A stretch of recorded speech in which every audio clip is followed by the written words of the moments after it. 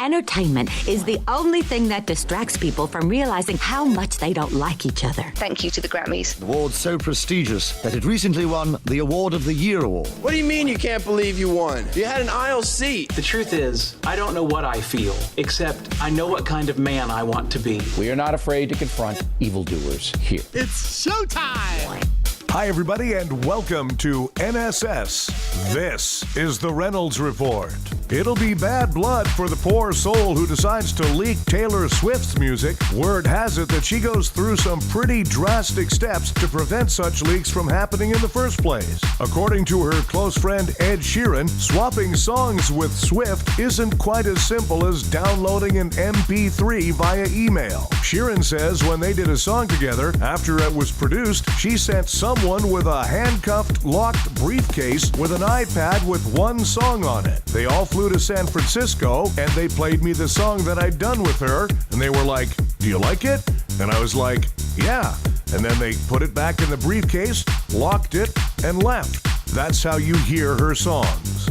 That Orlando police officer who arrested a man after mistaking donut glaze on his floorboard for crystal meth has been disciplined for making a false arrest. The Orlando PD says the officer didn't mean to do any harm. She just didn't know how to use the department-issued drug test kits. The department had never trained her or anyone else on how to use them. Melissa McCarthy was back on Saturday Night Live on the weekend as Sean Spicer. She made fun of him, talking about all the non-existent terrorist attacks that the media never reported. Look, the problem is all these terrorist instances and incidents that you're not reporting on. Okay, I have a whole list here of acts that you guys never even write about. Never covered them once. Let's read from the list. Okay, the Bowling Green Massacre. Okay, not the Kellyanne one, the real one. Okay, the horror at Six Flags. The slaughter at Fraggle Rock.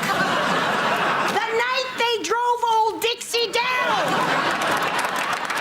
Okay? And then there was some light terrorism this week when Nordstrom's decided to stop selling Ivanka Trump's line of clothing and accessories.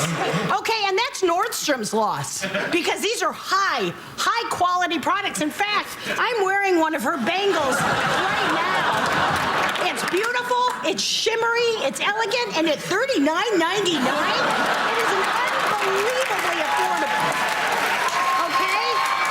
And don't even get me started on her shoes because these babies are real head turner.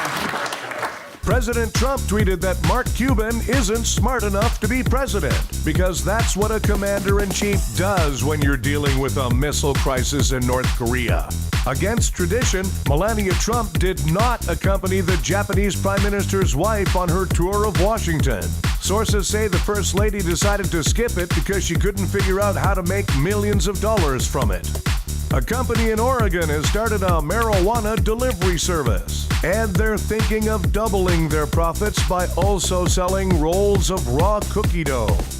A Chinese dude finally got the chance to go home to China after getting lost in India back in the 1960s. Yeah, something similar happened around that same time to my uncle at Woodstock. Finding Jesus premieres March 5th on CNN. I don't know why they had to spend all that money and do a whole show. Just go to Tennessee and look at the toast. Yale has decided to rename its Calhoun College because John C. Calhoun was a white supremacist and a defender of slavery. Although renaming it the Steve Bannon School of Higher Education isn't really helping all that much. Yes, the North Koreans launched another missile. No word yet on how many former government officials were strapped to it. Time for Nobody Gives a F***. Queen Elizabeth became the first monarch to spend 65 years on a throne. If spending a long time on a throne is worth celebrating, I deserve an award from Taco Bell. Hey, tacos. Nobody gives a f***.